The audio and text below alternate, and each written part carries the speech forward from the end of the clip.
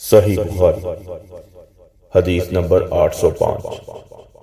علی بن عبداللہ نے سفیان سے بیان کیا، انہوں نے زہری سے، انہوں نے انس بن مالک رضی اللہ تعالی عنہ سے کہ رسول اللہ صلی اللہ علیہ وسلم گھوڑے سے زمین پر گر گئے۔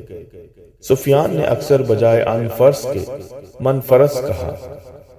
اس گرنے سے آپ صلی اللہ علیہ وسلم کا دایاں پہلو زخمی ہو گیا، تو ہم آپ صلی اللہ علیہ وسلم کی خدمت میں عیادت کی غرض سے حاضر ہوئے۔ اتنے میں نماز کا وقت ہو گیا اور آپ صلی اللہ علیہ وسلم نے ہمیں بیٹھ کر نماز پڑھائی۔ ہم بھی بیٹھ گئے۔ سفیان نے ایک مرتبہ کہا کہ ہم نے بھی بیٹھ کر نماز پڑھی۔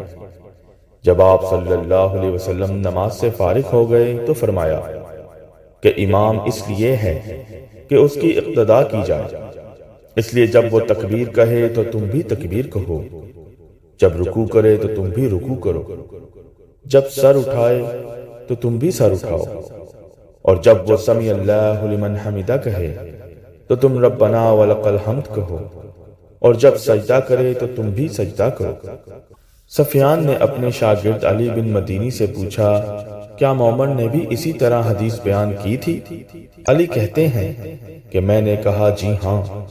اس پر سفیان بولے کہ معمر کو حدیث یاد تھی۔ زہری نے یوں کہا وَلَقَ الْحَمْدُ۔ سفیان نے یہ بھی کہا کہ مجھے یاد ہے کہ زہری نے یوں کہا، آپ صلی اللہ علیہ وسلم کا دایاں بازو چھل گیا تھا۔ جب ہم زہری کے پاس سے نکلے، ابن جریح نے کہا کہ میں زہری کے پاس موجود تھا، تو انہوں نے یوں کہا کہ آپ صلی اللہ علیہ وسلم کی داہنی پنڈلی چھل گئی۔